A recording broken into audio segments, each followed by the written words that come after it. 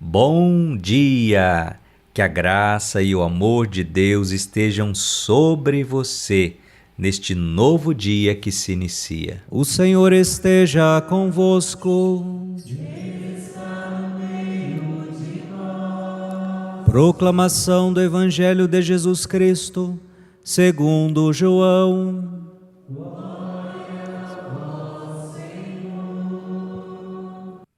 Naquele tempo, disse Jesus aos seus discípulos: Tenho ainda muitas coisas a dizer-vos, mas não sois capazes de as compreender agora. Quando, porém, vier o Espírito da verdade, ele vos conduzirá à plena verdade. Pois ele não falará por si mesmo, mas dirá tudo o que tiver ouvido, e até as coisas futuras vos anunciará. Ele me glorificará, porque receberá do que é meu e vô-lo anunciará. Tudo o que o Pai possui é meu. Por isso eu vos disse que o que ele receberá e vos anunciará é meu. Palavra da salvação.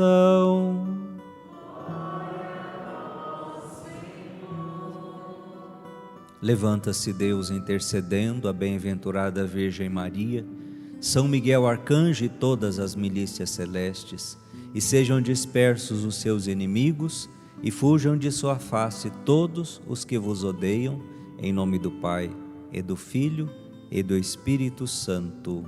Amém. Meus queridos irmãos e irmãs, celebramos a solenidade da Santíssima Trindade. O nosso olhar e o nosso coração, de modo especial, nesta solenidade se voltam para este grande mistério da nossa fé, de um Deus que é uno e trino. Nós iniciamos a Santa Missa de que maneira?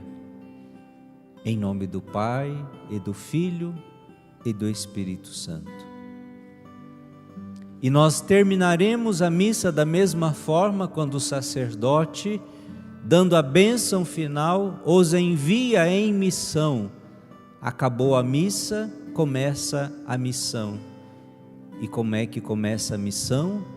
Em nome do Pai, do Filho e do Espírito Santo. Toda a missa é um diálogo trinitário. Nós nos dirigimos a Deus, mas através de quem? Do Filho, Jesus. Ele é o Cordeiro imolado. Ele é o sacerdote que preside esta assembleia. Ele é o eterno e sumo sacerdote. Ele é ao mesmo tempo o sacrifício, o altar e o sacerdote. E nós vamos reafirmar isso de modo solene, fazemos isso em todas as missas, quando professamos a nossa fé. Creio em Deus Pai Todo-Poderoso, creio em Jesus Cristo, seu único Filho, nosso Senhor, creio no Espírito Santo de Deus. Toda missa é um ecoar da Trindade, mas não só a missa. A nossa vida, quando saímos lá fora, a nossa vida é um transbordar da Trindade. A começar do início, onde a nossa vida na fé, na graça começa. Quando é que nós nascemos para Deus? No batismo. E qual é o momento exato em que esse nascimento acontece?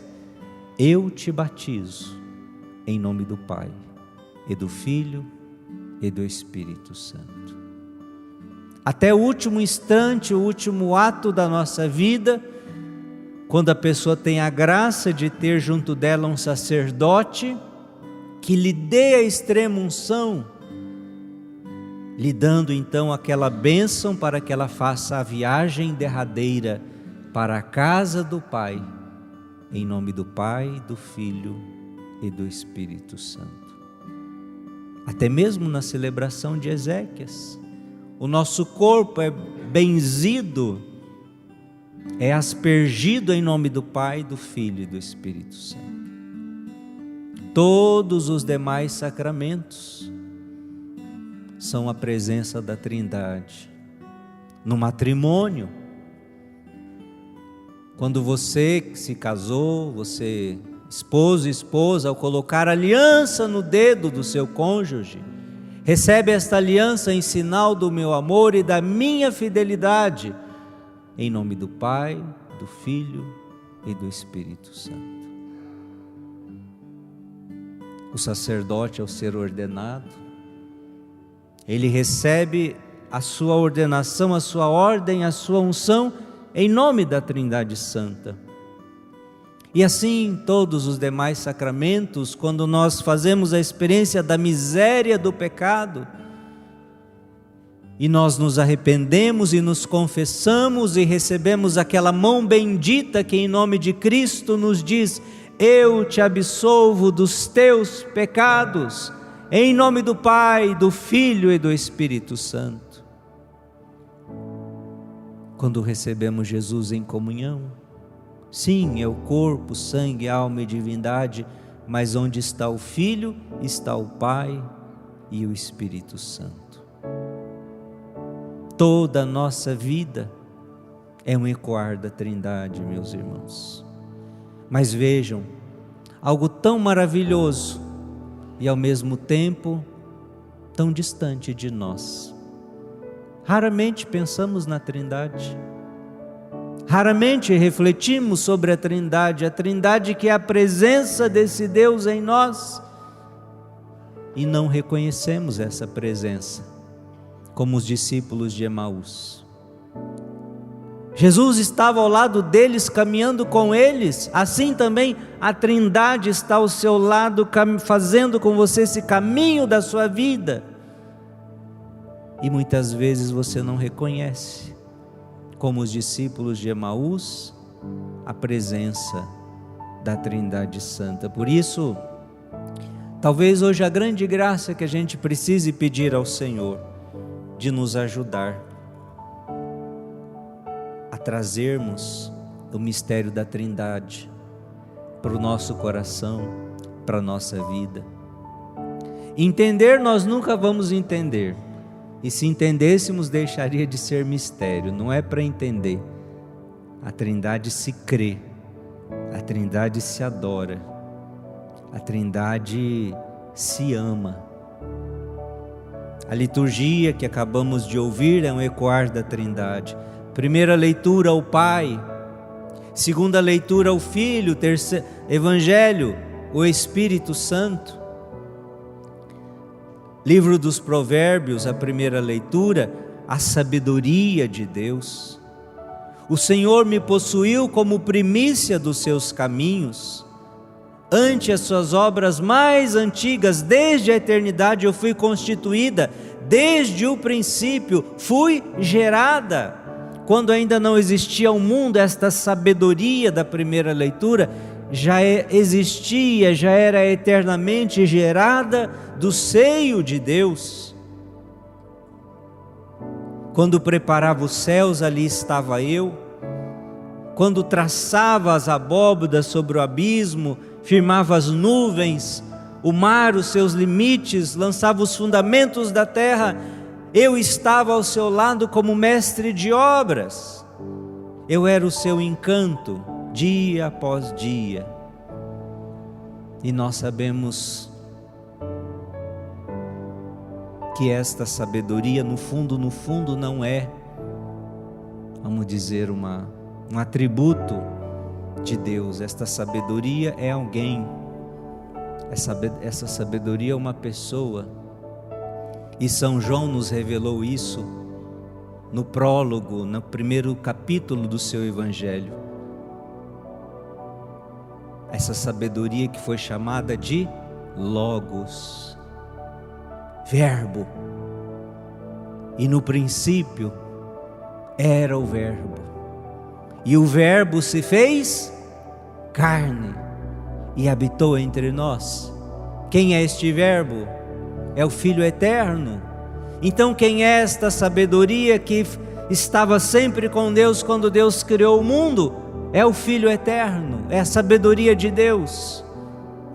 Eu era o seu encanto dia após dia, brincando todo o tempo. Este filho como uma criança que brinca com o Pai, que cria o mundo em sua presença, brincando na superfície da terra, alegrando-me estar com os filhos de Deus.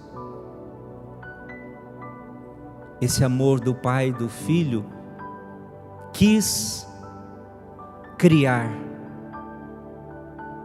a humanidade, toda a criação, para que pudéssemos ser irmãos desse filho, para que esse filho não fosse sozinho, para que esse filho tivesse amigos e para que esses colegas, amigos do filho, recebessem o mesmo amor que este Filho eterno recebe do Pai. E este amor é o Espírito Santo que nos foi dado. O Salmo, meus irmãos, que nós acabamos de ouvir, tão maravilhoso, o Salmo 8, que vai dizer da obra de Deus, a criação de Deus, contemplando este céu que plasmastes, que formastes com dedos de artistas. A gente olha a criação de Deus, que pena que a gente não para mais para contemplar, para meditar.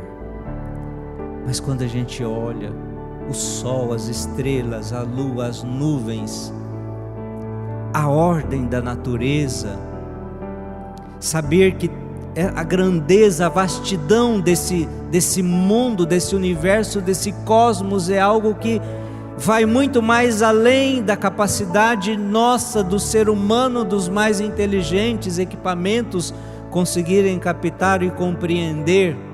Somente a nossa galáxia, a Via Láctea, tem milhares de estrelas e o nosso Sol é uma dessas milhares, aliás, uma de quinta grandeza.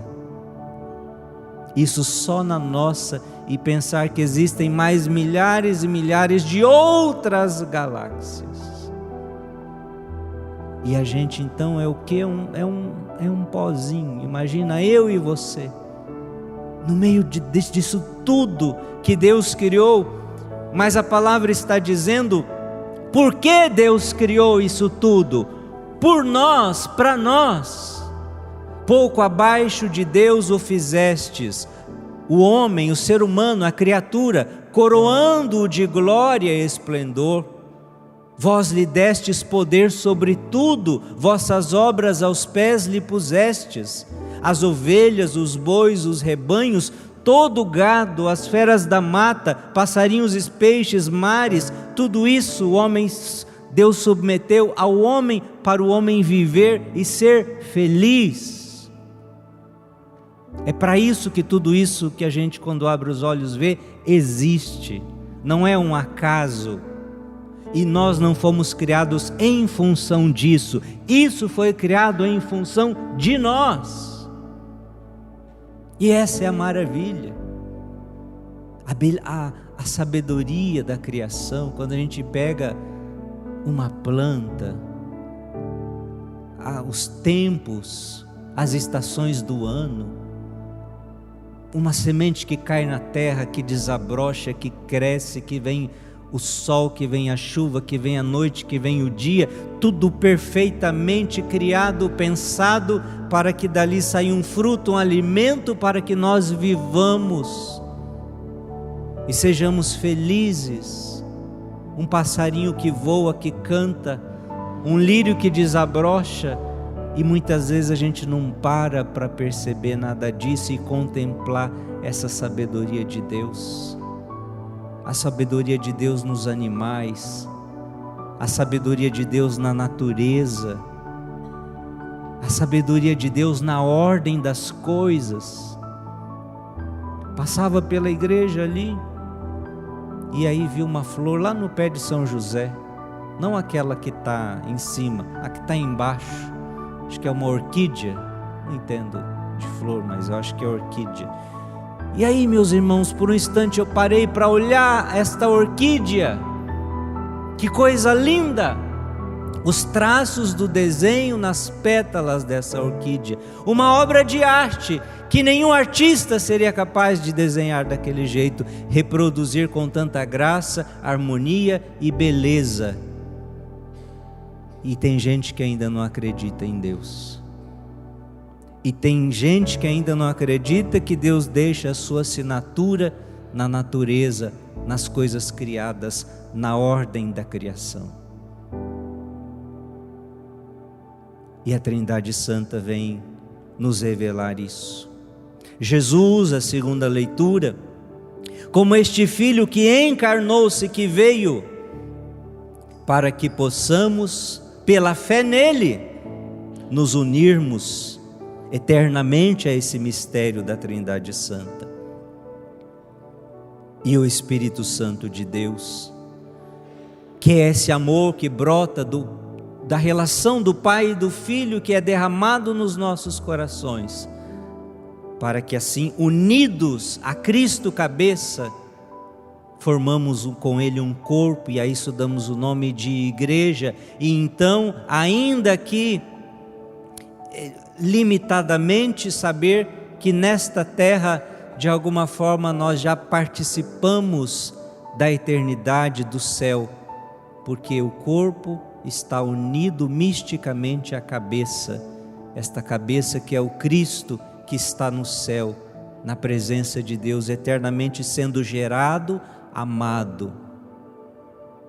E pelos sacramentos, pela fé, aqui nós já podemos então de alguma forma viver esta graça unidos a Jesus. Tudo isso é a Trindade, meus irmãos. Não se explica, se ama, se adora, se agradece, se louva. E é isso que nós queremos, professando a nossa fé, realizar uma vez mais.